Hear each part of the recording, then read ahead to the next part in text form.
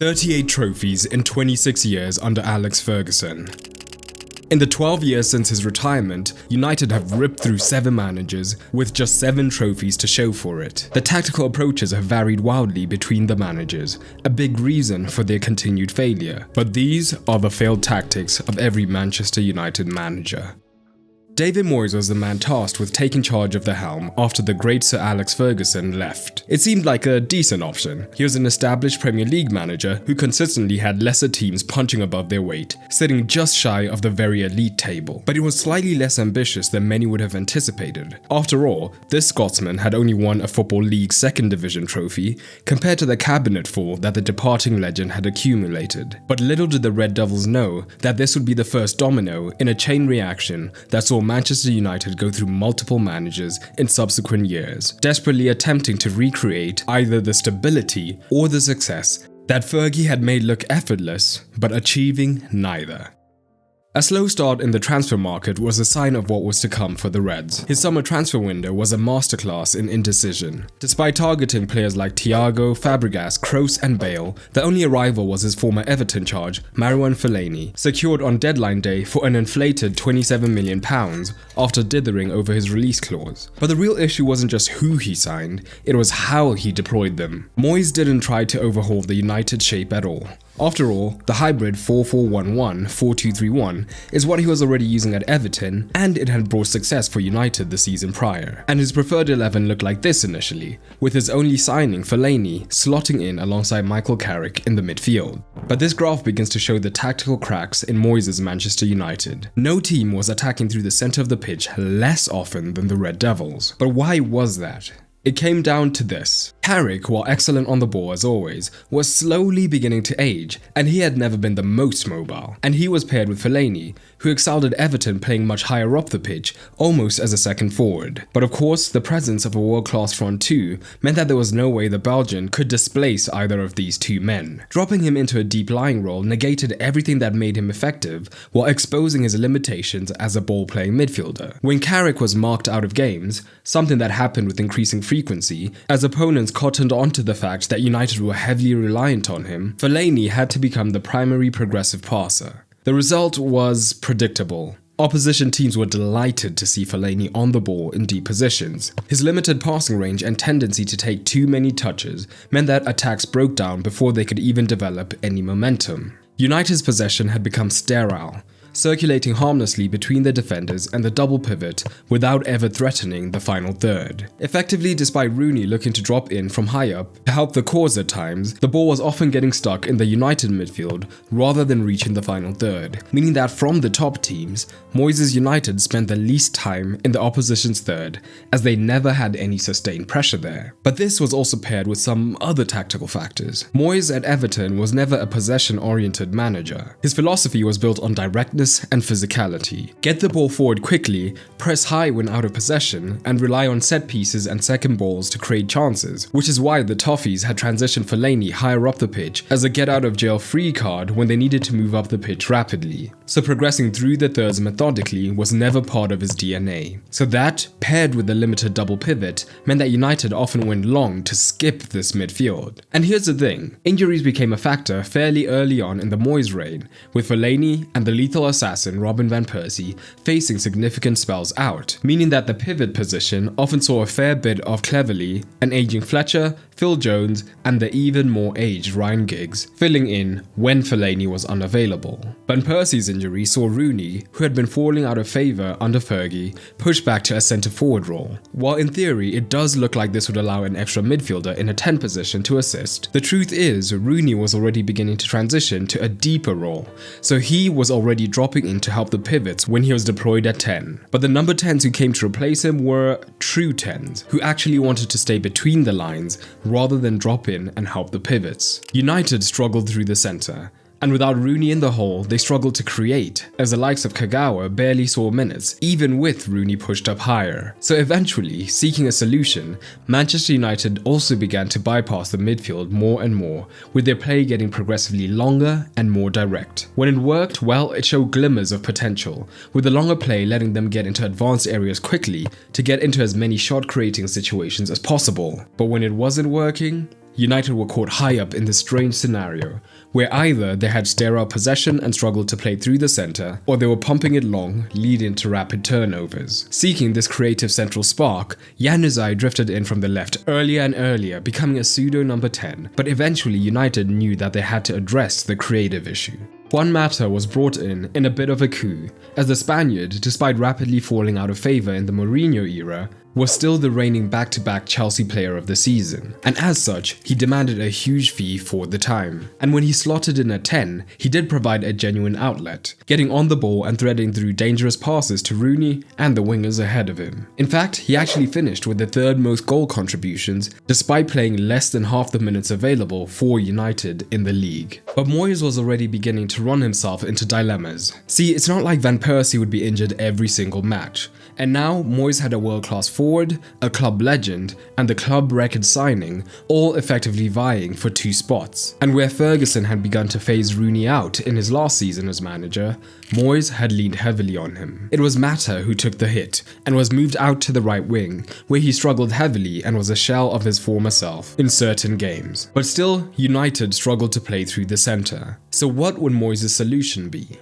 Get it wide, as often as possible. The wingers, particularly before Mata came in, tended to begin wide, and Moyes encouraged the fullbacks to also overlap outside of them to create 2 versus 1 opportunities whenever possible. The goal was simple: get as many crosses into the box as possible. When Rooney and Van Persie were both present, they had 2 targets to hit, and this strategy did show potential, but when Rooney was the solo forward, well, they barely had any box presence, as often he would be dropping deeper for the cutback. That didn't stop the Red Devils from being the heaviest crosses per game in the league. The approach wasn't inherently flawed.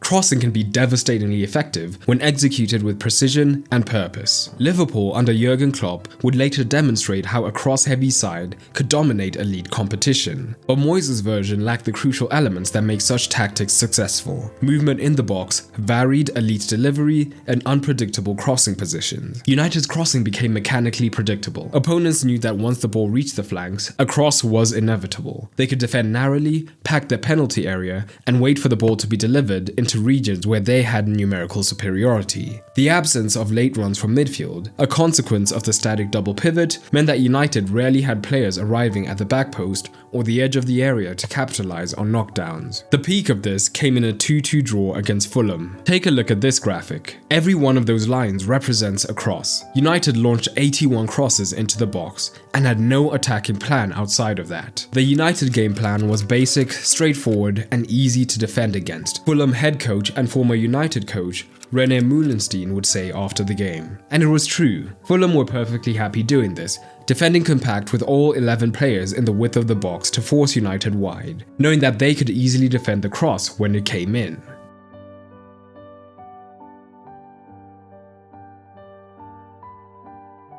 Less than a season after Ferguson, United were already looking like a shell of their former selves. The defensive end of things also caused a rift with the fans in 2 ways. One key adjustment Moyes had not made was the realization that United had to be the protagonist. Manchester United were the kings of England, and as such, needed to impose their will on opponents. Moyes, on the other hand, was reactive, spending most of his energy trying to nullify the opponent rather than exploiting their weaknesses using United's own strengths. In defensive phases, this presented as immediately looking to fall back into a defensive shape as quickly as they could, rather than quickly trying to win the ball back. Long spells out of possession were the result. And while United were decent defensively, this wasn't the hyper-aggressive offensive style that Old Trafford had become accustomed to. Part of the reason for immediately dropping into defense was the rest defense. With both fullbacks high and an immobile double pivot, they were incredibly vulnerable, and they had to drop as quickly as possible to compensate for this, because otherwise scenarios like this were quite common. Fellaini and Carrick both caught high in the transition,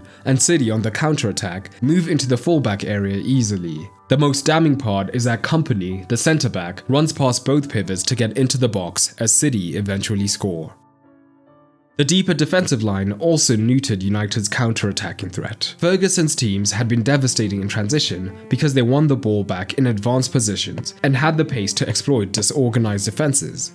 Moyes' United won possession deeper, giving opponents the time to reorganize, and this nullified United's main source of goals, and crucially, stripped them of part of their identity. This meek attitude from Moyes could spill into the press room at times. After being humiliated 3-0 at home by Manchester City, Moyes only made matters worse by declaring that the citizens were at a level that United could only aspire to. And it's a sort of standard and level we need to try and aspire ourselves to get at this moment in time. That sort of talk was deemed unacceptable for a side that had won the league less than a year prior. Moyes' 10-month tenure represented more than just tactical failure. It was a lesson in the importance of understanding a team's identity.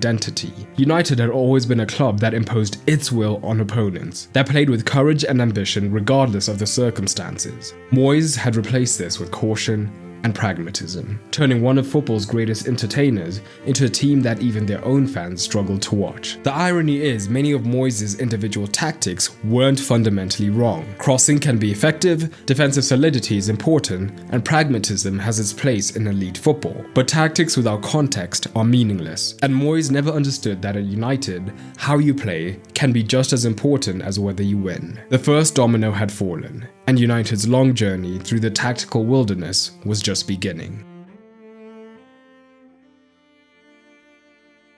The answer, United figured, was somebody with a stronger tactical identity. But they still wanted an established manager. But instead of going for Premier League pedigree, it was a manager who had made his name on the continent and was coming off the back of a deep run in the World Cup with his home nation. Louis van Gaal walked through the doors in 2014, and his arrival represented a fundamental shift in United's approach to football.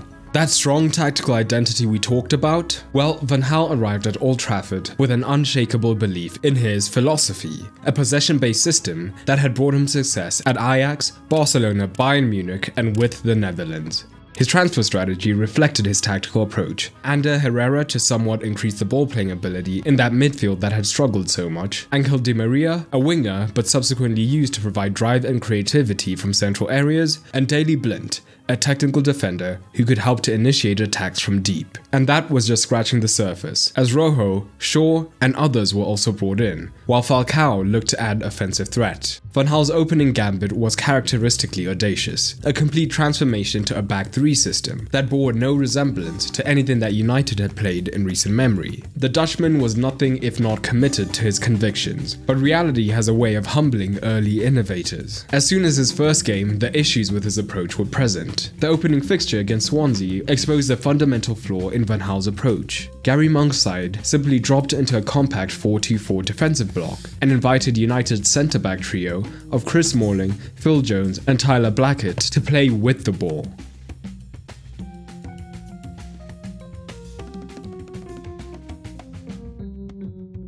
The problem was obvious to everyone except Van Gaal. These defenders possessed neither the technical ability nor the vision to hurt opponents from deep. It was a blueprint that Burnley and Sunderland would copy with devastating effect. The stats from Van Gaal's opening 3 games told a damning story. 60% possession against Swansea, 64 versus Burnley, and 55 versus Sunderland. But only 2 goals in 270 minutes of football. It was beginning to look like flawed thinking from the Dutchman, as he was importing a system designed for technically superior players without having the technically superior players. This was one of the reasons that United pushed so hard late in the window for Daley Blind. But one ball-playing centre-back does not make a positional team tick. Van Gaal realized that he had to tweak his tactical approach. The squad wasn't quite ready to transition to the 3. The shift to a 4-4-2 diamond represented a tacit admission that his original plan had been fundamentally flawed, but it also revealed his capacity for adaptation when cornered. The diamond formation slowly transformed United's central areas from a weakness into a strength. With 4 midfielders in close proximity, they could finally execute more of the short, intricate passing combinations that Van Gaal craved. This was aided by Luke Shaw's recovery from injury, which now provided them genuine width down the left. But the most inspired tactical wrinkle was around this man. In his last season at Madrid, Ancelotti had begun using him more and more centrally, but the assumption had been that coming off the back of an incredible Champions League final performance, Di Maria would be moved back to his now preferred wide position. But in the diamond, he was used just off the left, getting on the ball plenty. The Argentine's role was specifically designed to inject chaos into Van Gaal's ordered system. While the other midfielders were instructed to maintain possession at all costs, Di Maria was given the license to drive forward with the ball. To take risks, to provide the unpredictability that could unlock stubborn defenses. And for a brief period, this marriage of structure and spontaneity looked genuinely promising. Di Maria was devastating in his opening spell, with his first 10 league matches seeing him score 3 times and assist 6. But in the background, Van Gaal was still working on moving the side more and more towards his system, more and more towards a highly structured, highly positional way of playing. With every passing week, the football became more autocratic. Every pass had to be optimized and prioritize possession. The football became increasingly rigid and mechanical. Every pass had to serve the system. Every movement had to prioritize possession retention over penetration. Di Maria, a player who thrived on instinct and improvisation, found himself suffocated by the very structure that had initially liberated him. The slower, methodological build-up play was also the result of the personnel of the front line. With Rooney at 10 and dropping in to assist the build-up as necessary, the issue was United did not have runners breaking beyond the line to add the threat of the pass over the top, as the forwards were beginning to age. The fullbacks in the back four or the wingbacks in the back 5 would look to provide the width, but as they were starting from so deep, they still had to keep one eye on defense, so their running power was never consistent enough to provide genuine depth to stretch the opposition. So Van Gaal figured if it couldn't be pure physicality that would break down opponents, it had to be the intricate passing. But 2 things were consistent problems in Van Gaal's first season: injuries and tweaking the formula. The high rate of injuries did affect the personnel available to the Dutchman, but there was also a sense he was constantly caught in a mental tug of war between adapting to the team and the league or sticking to his philosophy. Despite the success of the Diamond, he soon shifted back to the back 3 for a spell, and then back to the Diamond before settling on the 4-3-3, which he declared was his preferred formation. Again, it created an interesting dichotomy. Blind held progression of the ball, helping United get up the pitch in a structured manner, but provided little width. But when you look at this midfield trio, what do you see? Good in possession, good runner, physicality and a goal threat, but what you don't see is creativity. Van Persie's injuries had again forced Rooney high, and Mata was still only drifting in from the right. So what the Old Trafford faithful saw was a highly structured, slow, positional side with no creativity, who, when they ran out of ideas, would just lump it long to Fellaini.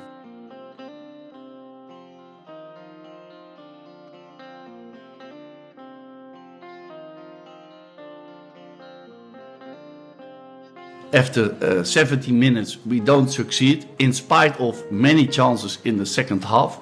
Then I changed my play style, and then of course with the quality of Fellaini we played more forward strikers. In fact, it even led to West Ham's Allardyce accusing Manchester United of being a long ball team. And I suppose in the end we couldn't cope with long ball United, you know.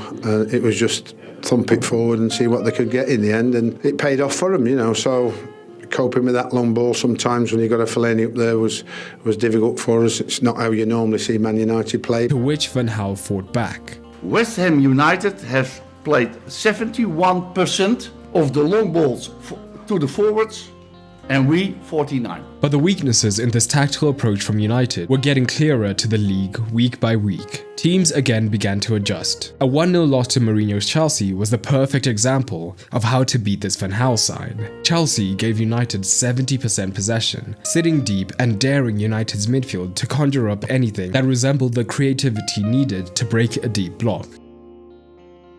And despite United taking several shots, none of them were classed as a big chance, as the Reds ended with less than 1 XG. But there were advantages to this new 4-3-3, and the brightest spark of this revision to the 4-3-3 was the press. Earlier in the season, as Van Gaal was getting the lay of the land, United were passive defensively, but now they switched to a more aggressive, man-oriented press, regularly allowing less than 8 passes per defensive action in this phase, aided by the setup of that 4-3-3. The season was by no means a disaster. United finished 4th, but still the pressure was beginning to mount on Van Gaal. The following season's window aimed to address the issues. Schneiderlin and Schweinsteiger were brought in to help that lethargic midfield, while Depay and Martial hoped to add some dynamism to the front line. Importantly, these signings were brought in not to revolutionize Van Gaal's style, but rather to double down and elevate his existing style. The formation had stabilized to a 4-2-3-1, with Van Gaal looking to have more fluidity between the lines, with the three behind Rooney showing a lot more flexibility, and at their best they did do just that. But in general, some of the same problems were present. Rooney had aged and at times struggled to hold down the front line at all when it came to running in behind, with Martial constantly cutting in and Shaw missing the season due to a leg break. Blind was struggling to provide the deep running from the left, but the struggles were less about the personnel on paper, but the reality on the pitch. Van Gaal's doubling down on the calculated patterns of play meant that they attacked incredibly slowly. In fact, they had the second most possession in the league, and they got from their own third to the middle third just fine. But with the wingers coming in off both flanks, they were narrow and predictable, meaning it rarely translated to a goal threat, and only 5 teams took less shots per game than them, and 3 of those 5 got relegated. It was only when injury forced Van Gaal to introduce younger players like Marcus Rashford and Jesse Lingard did United's attack gain any semblance of unpredictability. These players, unburdened by months of tactical conditioning, brought the directness and instinct that Van Gaal's system had systematically eliminated from more experienced players. Rashford's emergence was particularly telling. His pace and willingness to run in behind provided the one element that Van Gaal's possession-heavy approach had been missing, the threat of quick, vertical transitions. But, to be fair, the one advantage of Van Gaal's style of play was that the defense was pretty solid, with United conceding the joint least goals in the league. But Van Gaal's tenure ended as it had begun, with absolute conviction in his methods, despite overwhelming evidence of his failure. His refusal to abandon the process in the face of mounting criticism was admirable but at the same time catastrophic. He had created a tactical identity, but it was one that fundamentally misunderstood what made Manchester United Manchester United. The FA Cup win that ended his tenure was fitting. Even in triumph, United's performance was defined more by defensive solidity and opponent errors rather than the flowing and attacking football that the club's supporters craved. Van Gaal's legacy wasn't about tactical innovation, but tactical stubbornness. A cautionary tale about the danger of prioritizing philosophical purity over practical effectiveness.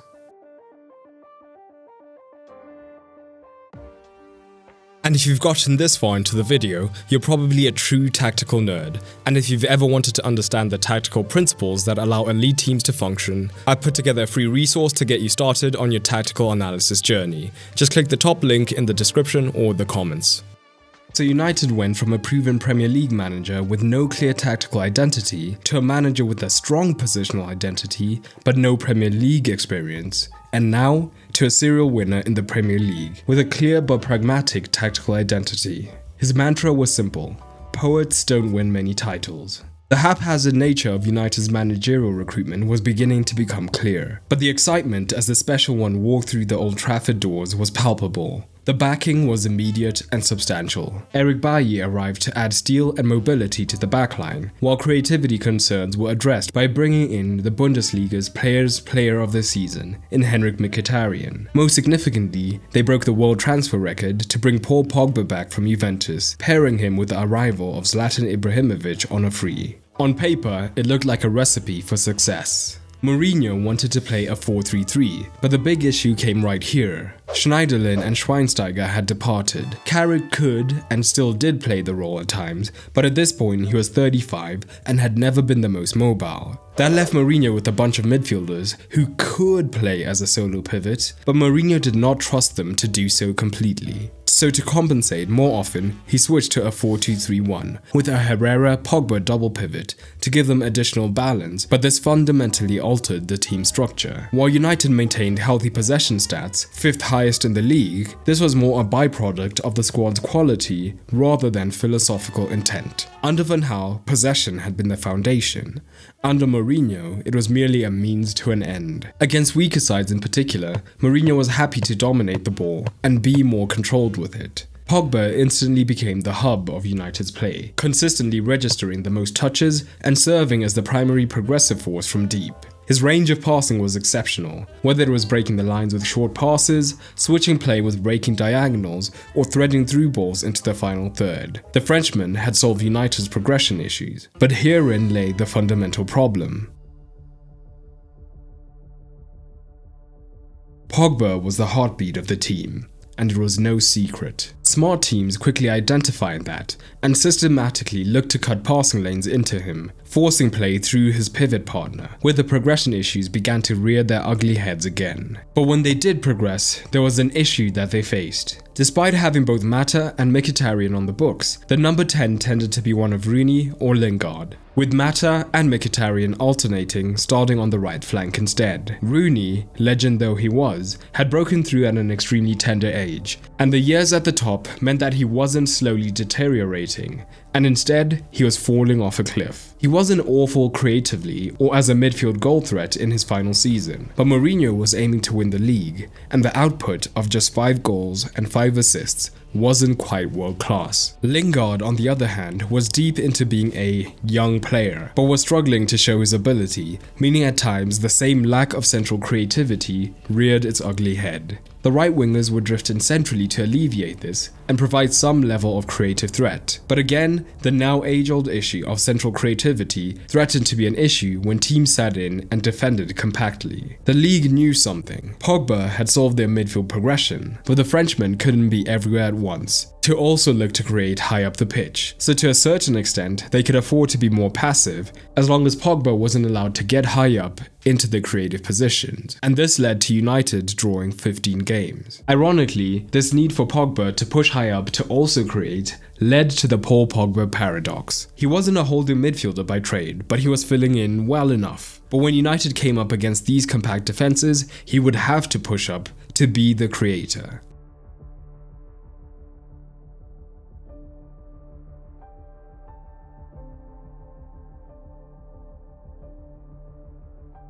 This naturally left the remaining pivot isolated, so if United did lose the ball, the threat of the counter was ever present.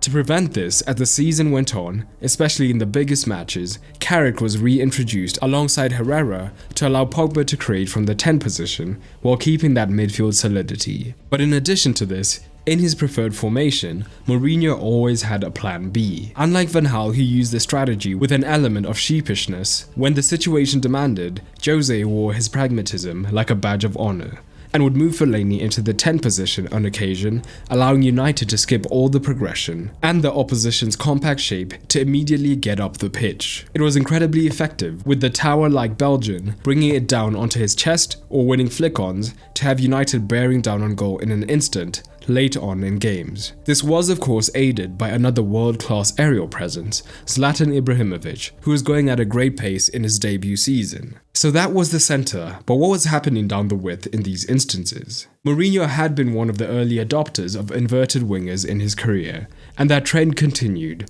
opting for a creator coming in central, like Mata or Mkhitaryan. But down the left it was all about goal threat, through Rashford and Martial, who both preferred to play as inside forwards. Again, when the space was there, this was effective in increasing both the creativity and the goal threat. But when the opponent sat narrow, there was no room to maneuver. Of course, large onus was placed on the fullbacks as a result to provide all of the width.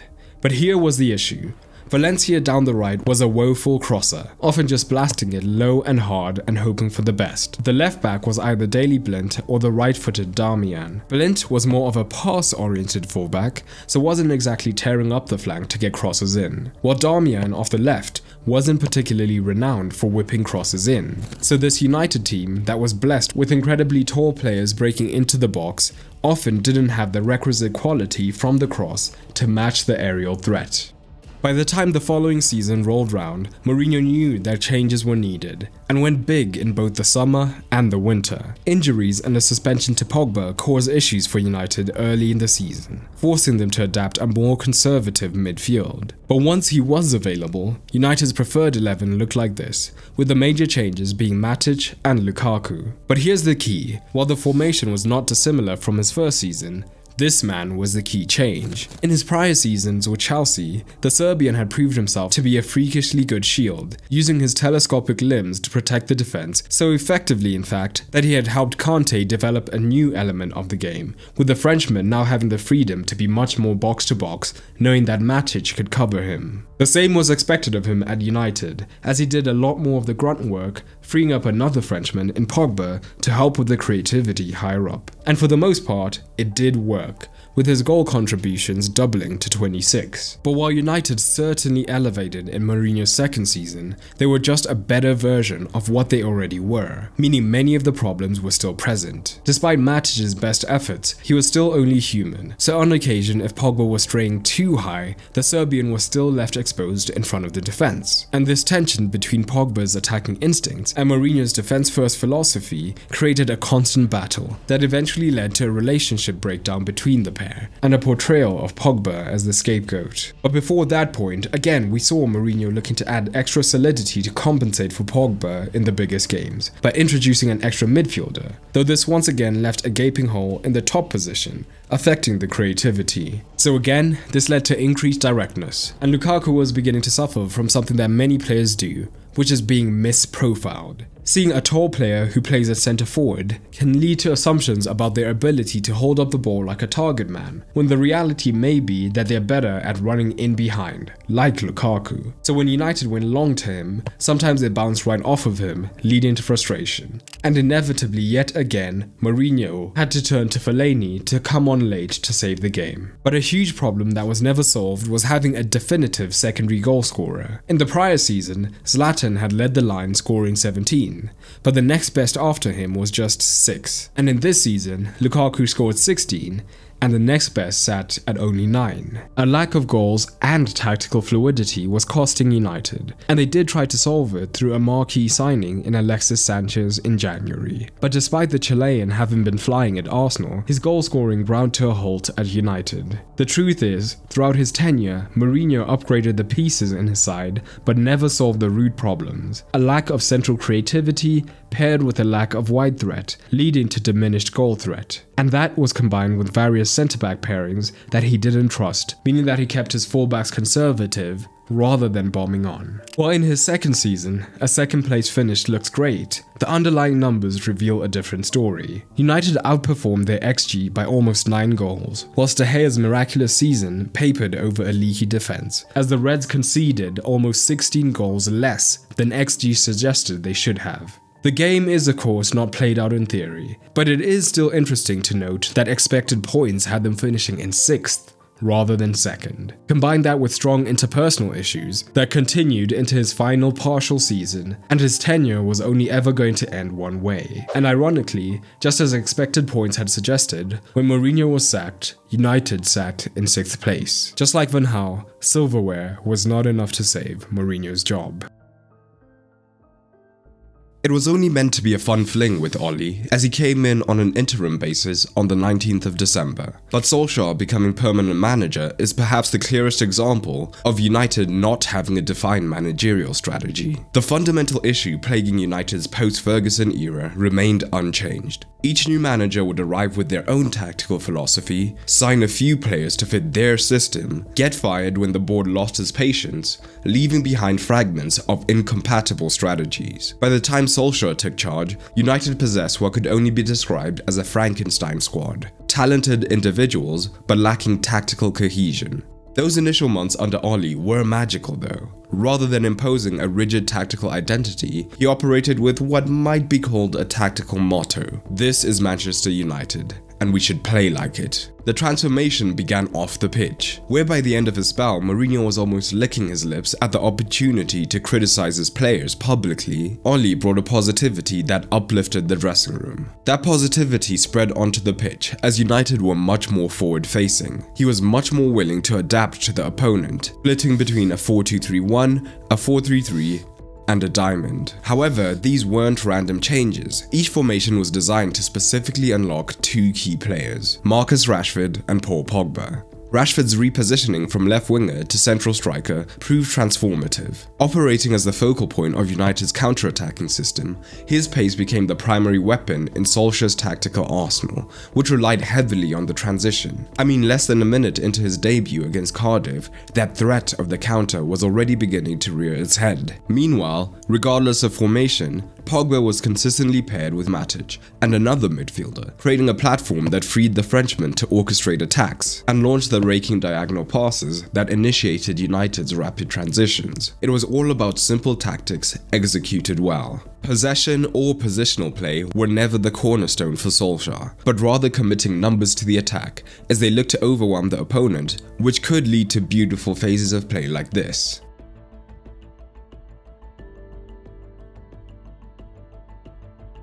Two of the biggest beneficiaries were the fullbacks, as where Mourinho was more conservative with them before, Solskjaer often got both to push up the pitch simultaneously to provide the width early. That was crucial, because if the wingers were present, they liked to tuck in early, or more importantly in the diamond, the wider midfielders didn't like to drift too wide, so the width had to come from the fullbacks. The setup of the diamond was also interesting, as in possession the shape actually morphed into a 4-3-3, with a false 9 in Lingard or Mata, but one of Solskjaer's biggest adaptations was having Lukaku move out to the right wing when in this diamond. He realized that whilst the Belgian could hold up play, his true strength was a runner in behind. So starting from the flank nominally allowed him to firstly bully a fullback aerially when it was needed, but now he could also attack the center at pace, facing the goal rather than with his back to goal. The result of all of this? Goals, and lots of them. During his 19-game interim reign, United scored 40 goals, more than 2 per game, a stark contrast to the tepid end of Jose's reign. And it wasn't just offensive change. The defense was different too. Because of the more conservative attacking approach under Mourinho, there were fewer players committed to the attack, so when they lost the ball, they tended to drop deep. But under Solskjaer, with so many men high on the attack, the Norwegian got his side to counter-press more. So, there was more speed in attack and more intensity in defense. This was backed by the more diamond shape that they fell into when they had to defend for longer spells, with the front two pressing the wide side of the centre-backs to force central play and walking the opposition straight into their pressing traps. But beneath this impressive resurgence, keen observers were noticing something. Something perhaps the board should have noted before hiring him on a permanent basis. In his interim spell, United were first in the Premier League. But once his spell was made permanent, towards the tail end of the season, they plummeted to 16th for that time period. Was it some dramatic tactical change that caused this? Definitely not. See, even in their winning spell, there had been some holes popping up in the side. There was a reason Mourinho hesitated to commit his fullbacks in attack or to a high press. He did not trust the side to be coordinated or solid enough on the defensive end of things. Ole's interim side had been conceding chances,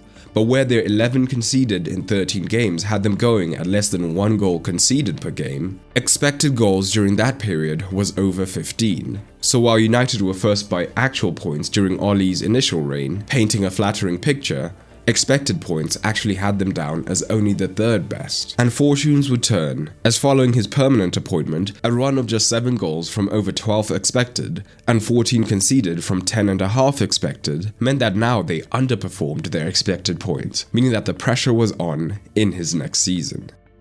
Ole looked to mold the team to his image, and in the summer and winter some big names came in, whilst others left.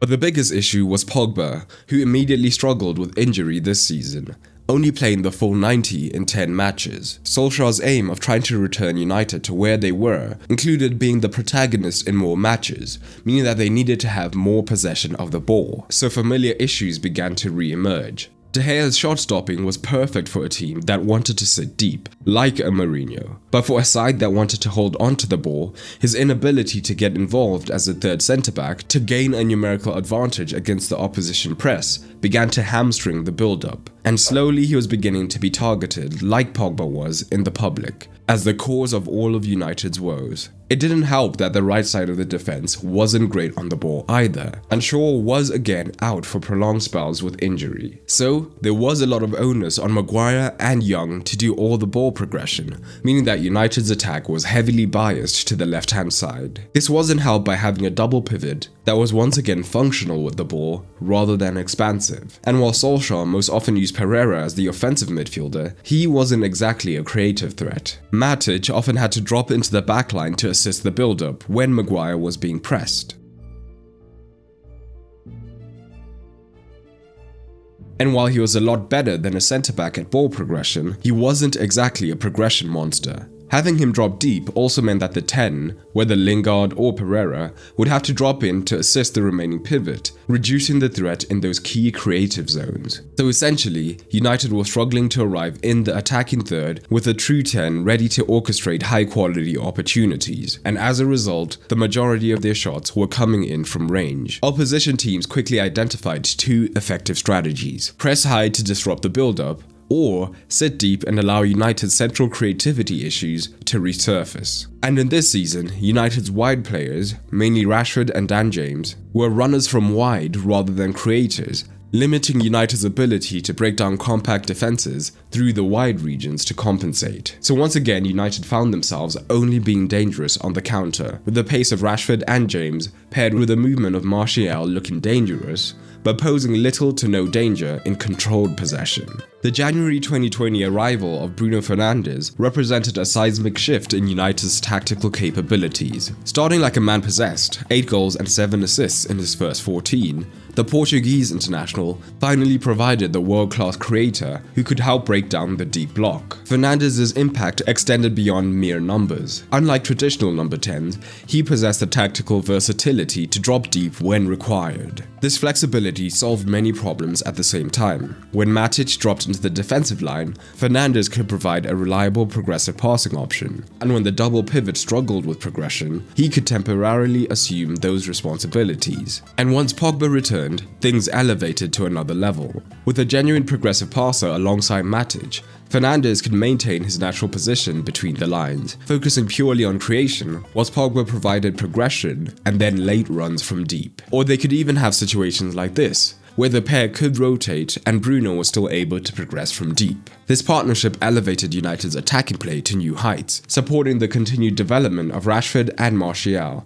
who both achieved 17-goal seasons. So, early in the season, to compensate for a lack of creativity, Solskjaer had United pressing high to force turnovers and goal-scoring opportunities, but this would leave them exposed, with De Gea not being a sweeper and Maguire not being quick. But now, they could afford to be more patient in the build-up and the defensive phase, knowing that they didn't have to only create through high turnovers and counter-attacks.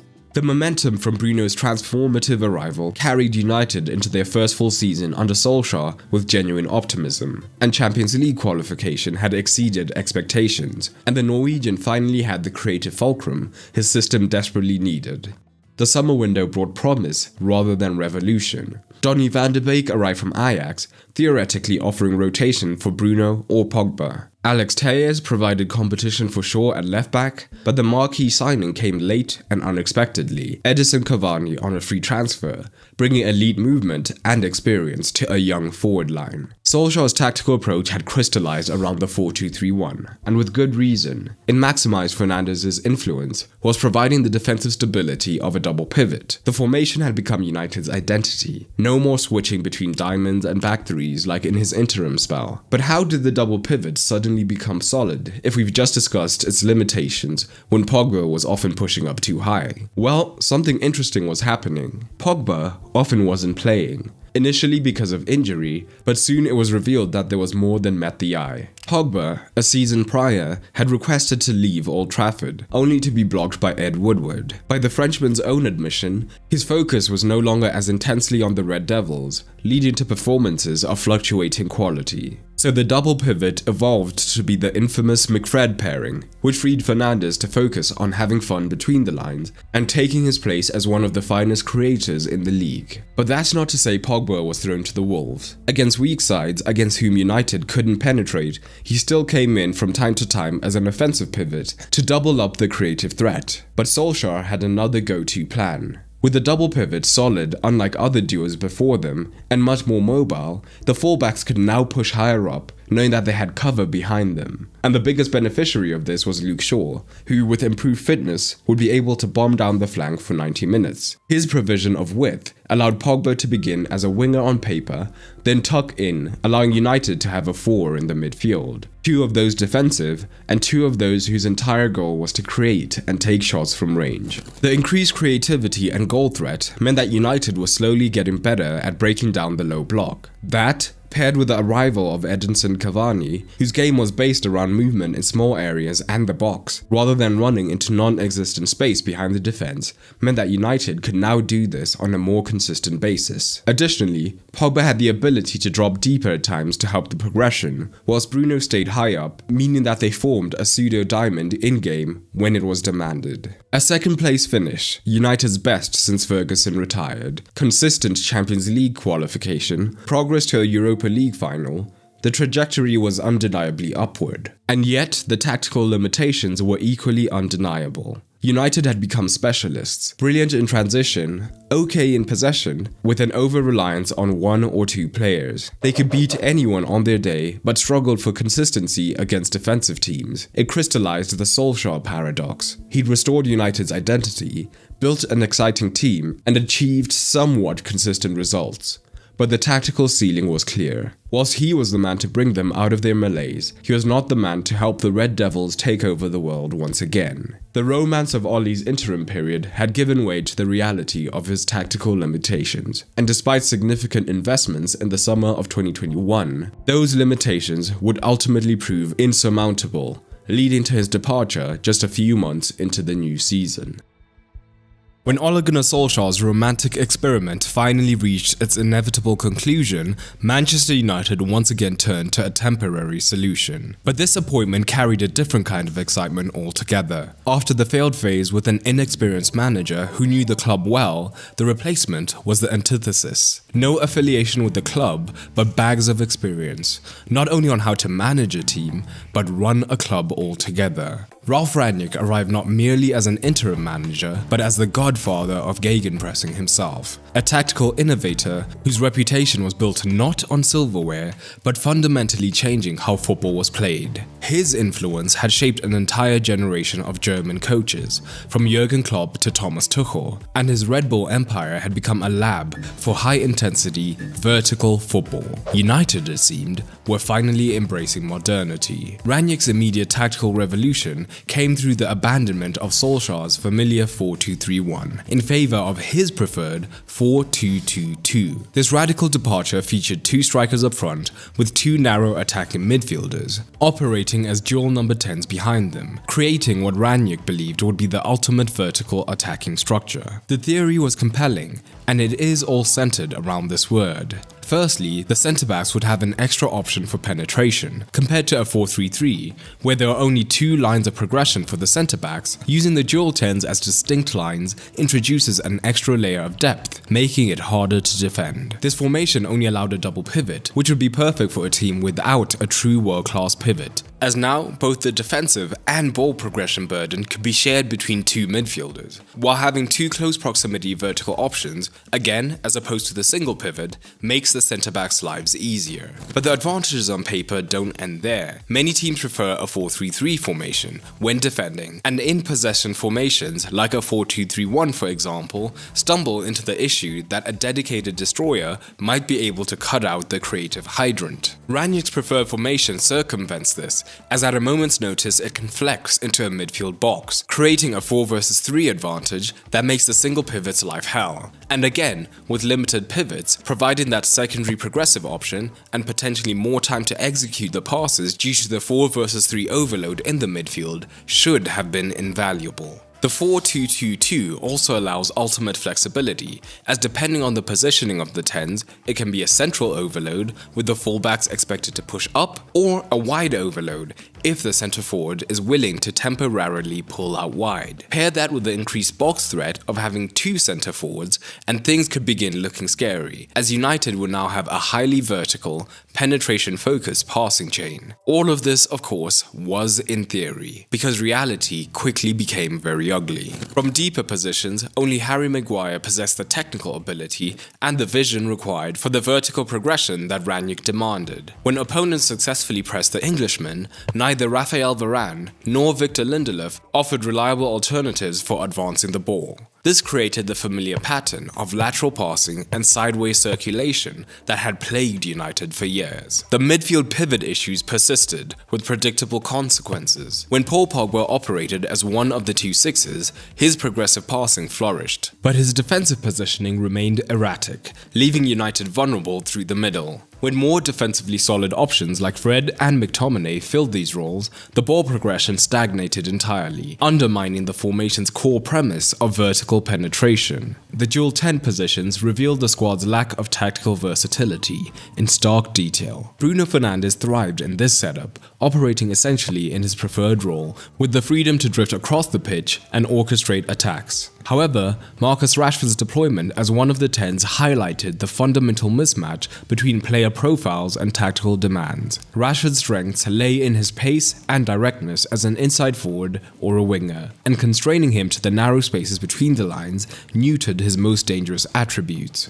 Jadon Sancho offered glimpses of his Borussia Dortmund brilliance in this hybrid winger midfielder role, slowly rediscovering the creativity that had made him one of Europe's most coveted talents, but he still wasn't quite at his best. Anthony Elanga similarly showed promising signs of development, but these individual improvements couldn't mask the systemic issues plaguing the formation. The forwards were another area of struggle. Cavani was the only true centre forward in the squad, but he consistently struggled with injuries and found himself in and out of the side. Greenwood and Rashford were both inside forwards who could do a job at centre forward, so the constant rotation when Sancho was in the side also didn't help their cause, not managing to get double digits in goal contributions in the league between the pair of them. The only man who was able to produce on a consistent basis was of course Ronaldo, who barreled towards 20 goals in the league. He was now much more accustomed to playing centre forward. A lot more than Rashford and Greenwood anyway. But even he wasn't a true centre forward, and when he consistently drifted wide, seeking to produce the magic of his earlier years,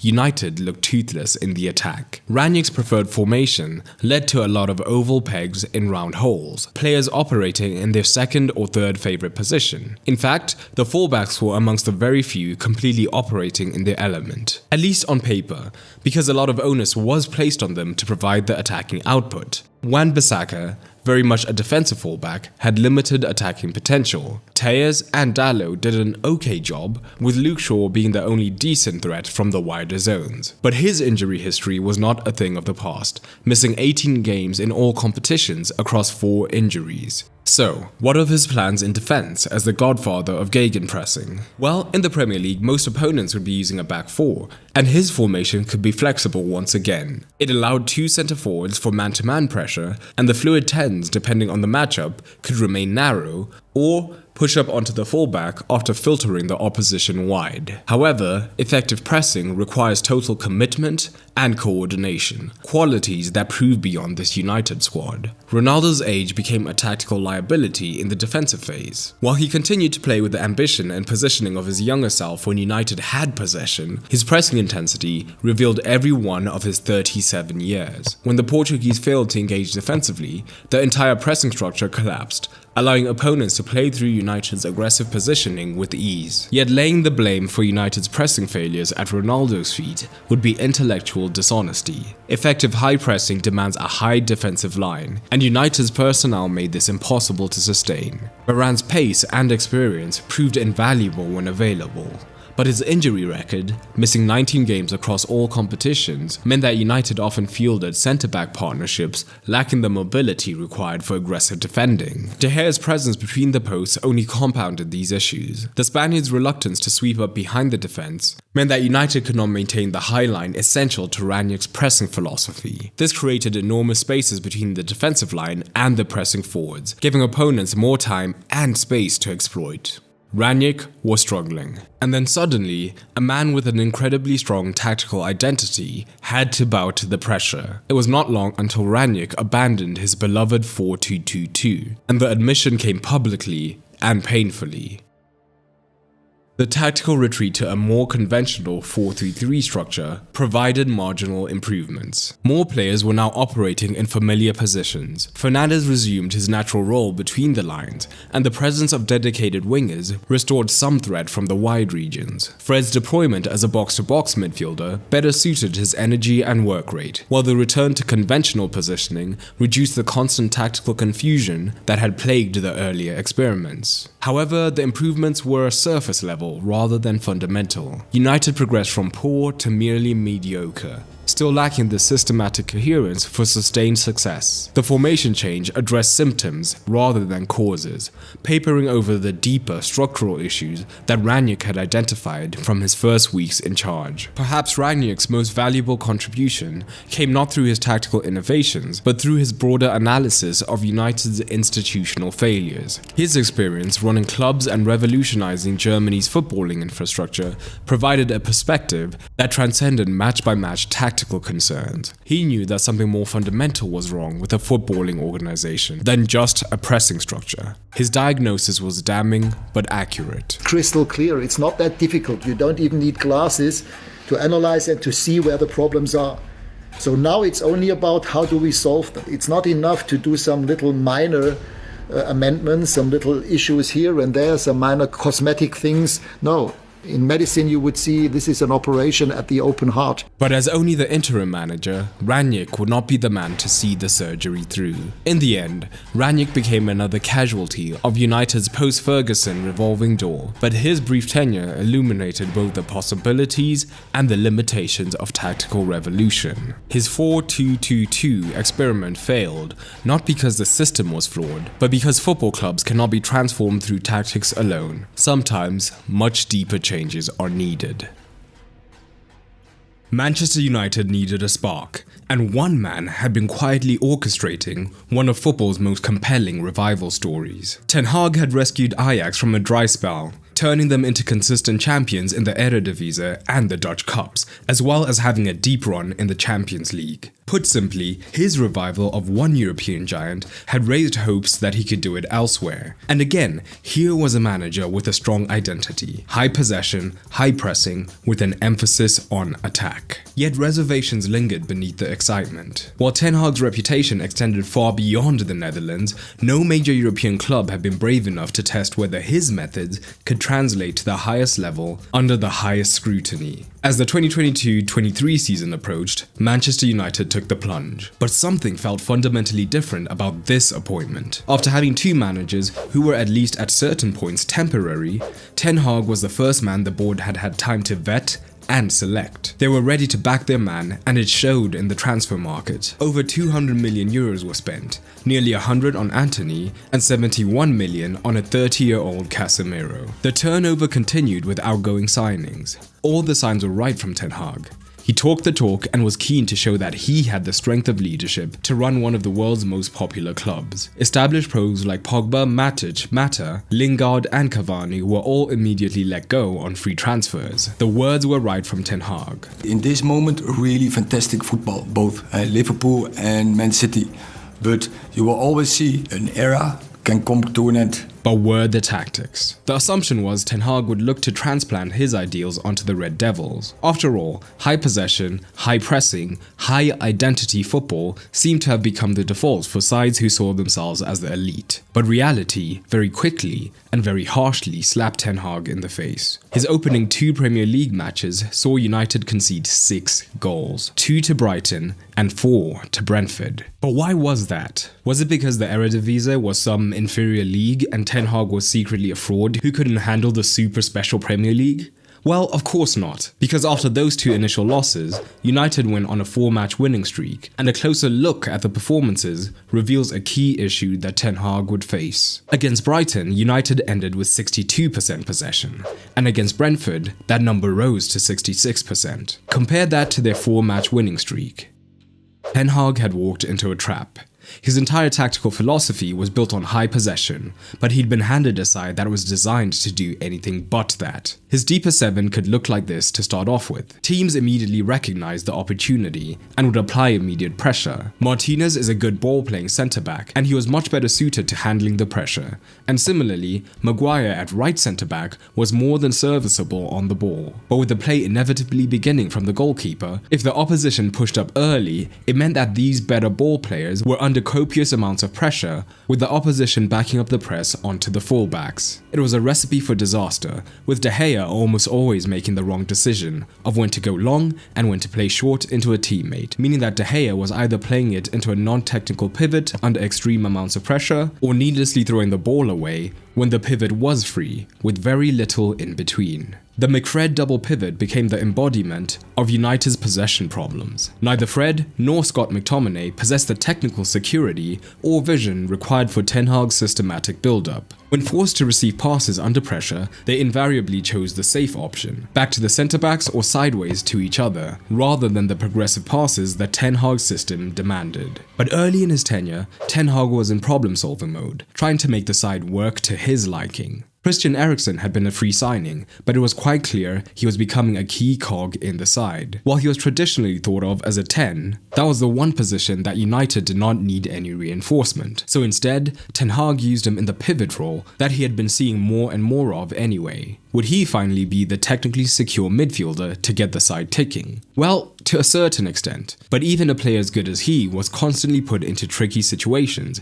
as again, De Gea would either completely ignore him when he was free, or find him at the worst possible moments under high pressure. The systemic problems ran deeper than any individual solution could address. So the obvious approach when the short game is faltering is to go long, and with a player with as much aerial ability as Ronaldo, that seemed like potentially a good play. But there were two problems with this. As more and more of the side dropped deeper to help the poor build-up, it left Ronaldo isolated up top, with no one to flick the ball onto, or having to hold it up for too long. And that's only when he was on the pitch, because pretty early on, Ten Hag was making it clear that Ronaldo was not a part of his long-term plans, with Eriksen actually beginning the first encounter as the false 9 who would be able to drop deep and help the midfield overload. This obviously hamstrung the possibility of playing over the press, but moving higher up the pitch, Ten Hag continued to make his philosophy clear. It centered around creating numerical advantages in specific zones, overloads that would allow quick combinations and penetrative passes. In the first phase of build-up, he typically wanted to construct a back 3 to ensure numerical superiority against the pressing opposition. But with De Gea essentially non-existent when United had possession, he would not be the man to push high up to create the 3 versus 2 in the first line. So to start off with, this role had to be filled by a pivot. In the early stages of his reign, his commitment to playing his style of football meant that Ten Hag initially looked to drop either Fred or McTominay deep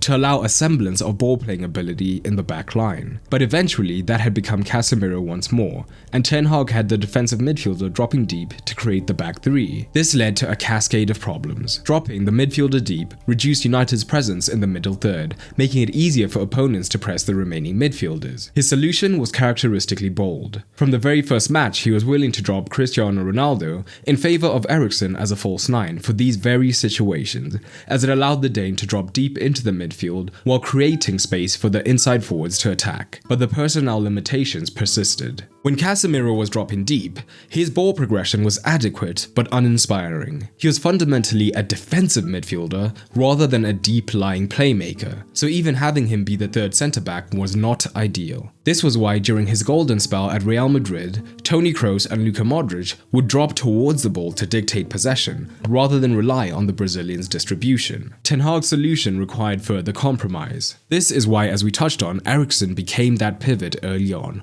with Rashford rather than Ronaldo coming in up top. So with Eriksen now doing the progression, it did help matters. But now with a centre forward who liked to run in behind rather than come deep in the midfield like Eriksen was initially doing, the final third overloads that Ten Hag craved were being undermined. But this was was only temporary, as Ten Hag changed tact once again. He shifted to a 3-1-6 shape in possession. The right back, whether Wan-Bissaka or more often Dalot, as Ten Hag preferred his ball-playing ability, would drop alongside the centre-backs, allowing the rest of the side to push forward and create massive overloads in the attacking zones. In the best situations, this structure was devastating. United could create quick combinations around the penalty area with multiple players capable of receiving between the lines and creating chances. The theoretical advantages were compelling. How could any defense cope with 6 attackers in advanced positions? But Ten Hag had again designed a system with a single point of failure: the extreme isolation of the single pivot with limited ability on the ball. And once again, the opposition had multiple options: press high and cut out the pivot entirely, forcing United into panicked long balls, or sit deep and force the pivot,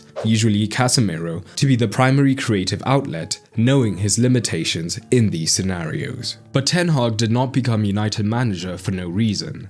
Again, he began to search for solutions to address the flaw. Luke Shaw's role became more inverted, tucking inside to provide a secondary outlet option in the central areas. He was the most technically gifted of United's fullbacks, making this a logical adaptation. However, a Shaw-Casemiro double pivot, while improved, hardly represented world-class possession play. Eriksen then would instead drop deeper, allowing Shaw to advance, which showed marked improvement in United's build-up fluidity. However, teams just began prioritizing cutting out Eriksen entirely, recognizing him as United's most dangerous progressive passer, and instead trying to force the owners to be pushed onto Casemiro. More support was needed around Casemiro, slowly forcing Ten Hag's elaborate overloads to collapse as United were compelled to drop deeper to help with the progression. The Dutchman flirted with a Madrid-like adaptation, having someone else, Eriksen, handle all of the progression whilst pushing Casemiro high. And he ran into a problem Madrid had, which is that now Casemiro was in the 10 position and looked extremely clunky. But Ten Hag also ran into a problem that Madrid hadn't had, as United only had one man to do the progression from the midfield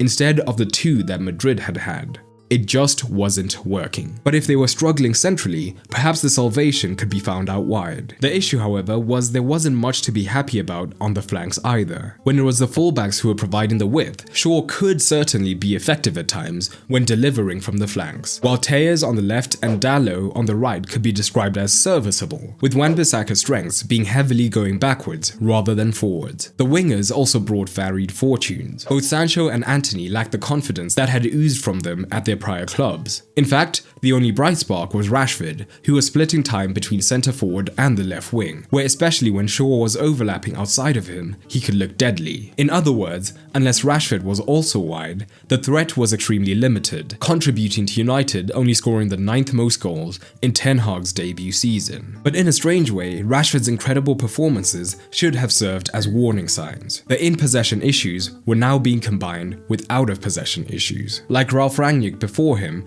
Ten Hag discovered that whilst high pressing was fundamental to his philosophy, it was simply impossible with his personnel. The squad was ill-suited to the intensity and the coordination required, including some of his own signings. Casemiro and Eriksen, whilst players with a lot of pedigree, lacked the pressing intensity required for his system. When Ronaldo was on the pitch, effective pressing became impossible. The Portuguese superstar's reluctance to engage defensively meant that the entire pressing structure collapsed, allowing opponents to play through United's aggressive positioning with ease. One malfunctioning cog was enough to break the entire machine.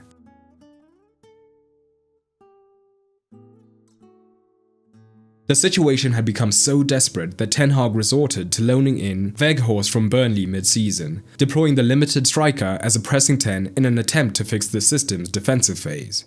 It was a telling indicator of the lengths he had gone to maintain some semblance of his playing style. All of this meant it was hard for United to keep the ball, and when they lost it, it was difficult for them to win the ball back quickly. While this represented a tactical retreat from Ten Hag's original vision, it created unexpected opportunities. By naturally inviting opponents forward, United created space in behind for their pace merchants to exploit. Having assessed his squad's limitations, Ten Hag embraced a new objective that would have been sacrilege at Ajax. We want to be the best transition side in the world. The groundwork had been laid during his first season. Despite their possession struggles, United were devastating on the counter-attack. Rashford was the primary beneficiary, equaling his best ever Premier League tally, not through transformation into a complete striker, but through exploiting the transitional opportunities that Ten Hag's adapted system was creating. But the issue was obvious. Why was a manager with such a strong identity brought in to fulfill that identity now completely changing tact to become transition oriented? Was he losing his identity? And if he was he at least committed to this new transitional philosophy? And would his new signings reflect this? In a nutshell, Ten Hag's tactical plans were becoming unclear, and despite that declaration to become the best transition side in the world, Ten Hag's actions suggested otherwise. The signing of Andre Onana for €50 million to replace De Gea was a clear signal that he hadn't abandoned his possession principles. Onana was everything that De Gea wasn't, comfortable with the ball at his feet, willing to sweep behind the high line, and capable of playing line-breaking passes that could escape entire pressing lines. Whilst on the other hand, De Gea was more suited to stop the myriad of shots that transitional sides tend to face. The addition of Mason Mount for €55 million was even more telling. Mount was a lot better with the ball at his feet, creating or linking the play rather than running with the ball at his feet on the transition like a McTominay. And to top it all off, Mount was a great pressing midfielder. So despite what he had stated, Ten Hag's new tactical setup suggested anything but directness, but instead a return to his possession philosophy. Dominate possession, press aggressively, and suffocate opponents through positional superiority. And his early formations indicated as such, as he moved towards a 4-3-3, with Mount and Fernandes operating as free eights in the half spaces. This ideal formation was very short-lived, as Mason Mount's injury record for the season looked like this, while Luke Shaw equally saw a return of his injuries. But even when Mount was present, the issues persisted for United. A lack of progression through the centre again, as once again Casemiro was isolated. And now, without Shaw to occasionally beef up the midfield by inverting, Dalot could try to invert at times. But in general, it meant dropping either Fernandes or Mount deeper, reducing the efficacy of the free eights high up, looking to overload the final line. One quirk that Ten Hag did look to implement was having the right centre-back push higher into the midfield, and instead having the right-back drop deeper to provide the passing option to Onana. The theory was sound: increase the bodies in midfield to improve the progression, whilst allowing Mount and Fernandes to remain high, helping the numerical superiority. However, this often meant two technically limited players sharing progression from the pivot positions rather than suddenly becoming better at progressing the ball. In fact, one of the primary aims of this automatism was to find the right back in room with time to get his head up and have a better chance of progressing the ball. But when the receiver was under pressure, Dalot, or especially Wan-Bissaka when he was at right back, they tended to wilt. But there were issues even deeper on the pitch. Onana as a ball-playing keeper was meant to be a sure thing. He was meant to be the goalkeeper that would revolutionize United's build-up play, but instead he yielded mixed results. Initially there were promising signs. Onana would invite pressure, then split the press with a precise pass, something that De Gea rarely attempted. His distribution occasionally led to direct chances for United, most notably in Champions League matches, where his sweeping ability also allowed United to play a high line. But the nerviness of the United players in possession seemed to infect the once steel-nerved goalkeeper, and in fact, by the season's end, Onana was frequently bypassing the short build-up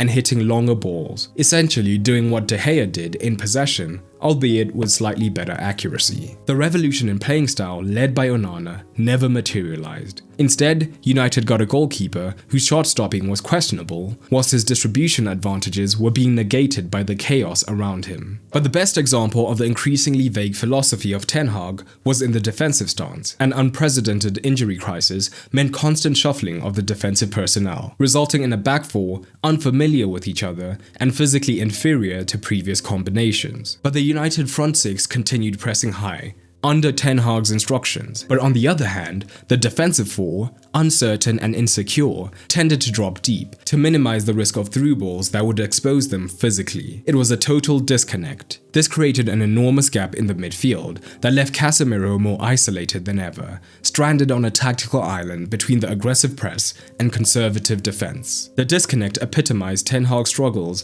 to reconcile his philosophical beliefs with Manchester United's practical limitations. Rashford's dramatic decline compounded these issues, no longer producing the explosive transitional moments that had defined his previous season. United looked very blunt in the area that was supposed to now represent their tactical strength. A combination of poor team cohesion and individual regression meant that even their supposed plan B was failing. And perhaps fittingly, that lack of cohesion was present even in the upper echelons in the club during the off-season. The official stance from United was that they backed Ten Hag.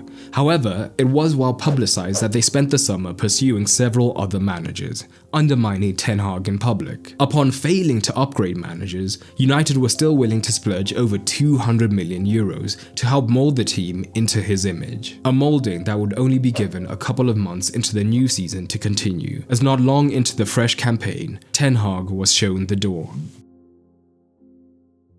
Ruben Amorim was next to dine at the Manchester United table, and right from the off, Amorim knew he was in shaky territory with United. He was reluctant to join mid-season after taking a single look at the squad. They did not have the makings of a great Amorim side. His preference was clear: wait until the summer, have a comprehensive squad reconstruction, and then begin their tactical revolution. But United were insistent. The reality was, United aside, the Premier League's elite clubs appeared settled with their managerial futures for the foreseeable. For an ambitious coach seeking to test himself at the highest level, opportunities of United's magnitude don't come about very often, regardless of the club's current dysfunction. So Amorim reluctantly accepted his seat at the head of United's table, fully aware he was about to sip from a poison chalice that had claimed numerous managers before him. From his first day, Amorim faced a fundamental choice that would define his tenure. He could choose to paper over the cracks, changing his system and philosophy to suit the available players, and simply extract the maximum performance from them until summer reconstruction became possible. Alternatively, he could stay strong and try to impose his tactical will immediately, forcing players to adapt to his methods, while using the remainder of the season as an extended addition to identify those who merited inclusion in his long-term plans. Amorim chose principle over pragmatism. After all,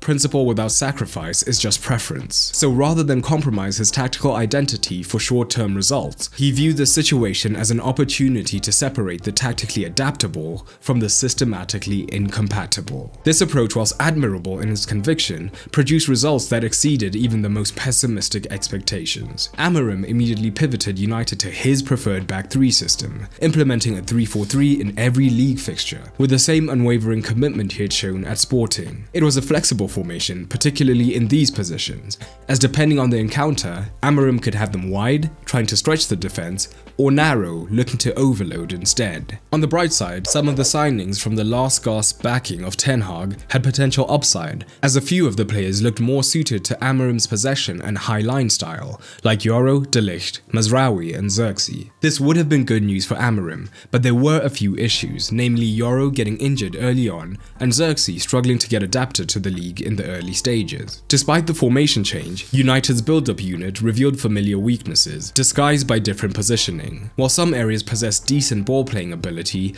others remained systematically vulnerable to pressure. But there is an elephant in the room. Onana is considered a ball-playing goalkeeper and has undoubtedly consistently shown that ability in the past. But for some reason, since joining Old Trafford, at times it's as though this ability has completely abandoned him. Now, he ranks lowly for passes completed, pass completion percentage, pass length, and so much more. So the ball-playing ability of their deepest unit on paper was even lower in reality. Like you see here, with the wider centre-backs under pressure and Onana being closed down, he immediately gives the ball away. The opposition once again had two options to disrupt United. The first was to continue the ambition of pressing high. Because here's the thing, Amorim had a quirk reminiscent of Ten Hag, despite using a back three. Often from deep situations, the central centre-back, primarily De Ligt, would be instructed to push up alongside the pivot to allow Casemiro to get some help in the build-up by having a secondary outlet option, while also generally increasing their midfield numbers, as they had only had two dedicated midfielders before this move. But once again,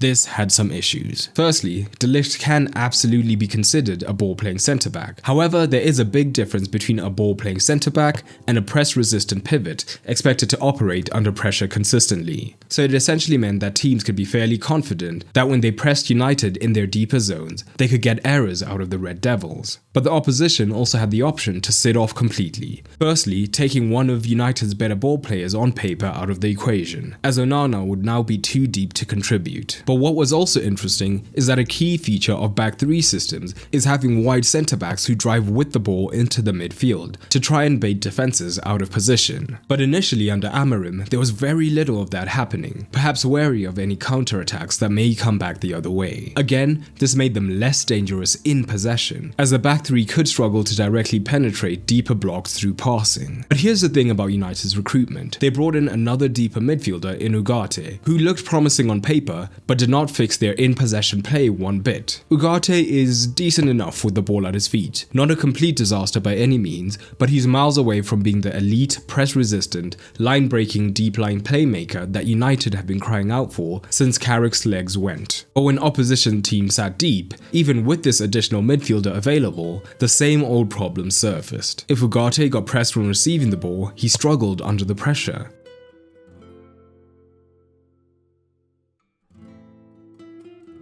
But if he wasn't pressed, opponents knew there was virtually no risk of penetration. They could let him have the ball all day long, knowing he wasn't going to hurt them with a killer pass. Even when he temporarily dropped into the backline to collect possession, teams were comfortable allowing him time and space because they knew what was coming. Safe, sideways circulation. The result?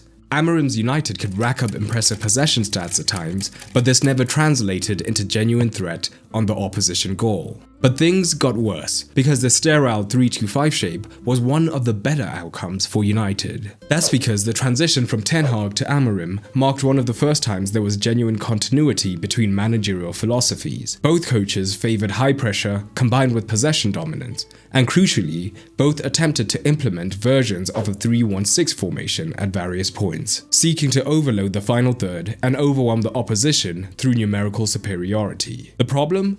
Amorim ran into exactly the same issues that had torpedoed Ten Hag's experiments. Casemiro simply wasn't up to the job, whether as a press-resistant single pivot responsible for deep progression, or as an advanced playmaker operating between the lines if it was his partner being the single pivot. Ugarte's arrival did not solve this fundamental issue. It just added another adequate but uninspiring option to United's midfield pool in possession. So Amorim had to look for a solution, and his first attempt involved dropping Fernandes from his natural advanced position to operate alongside the pivot as the primary ball player.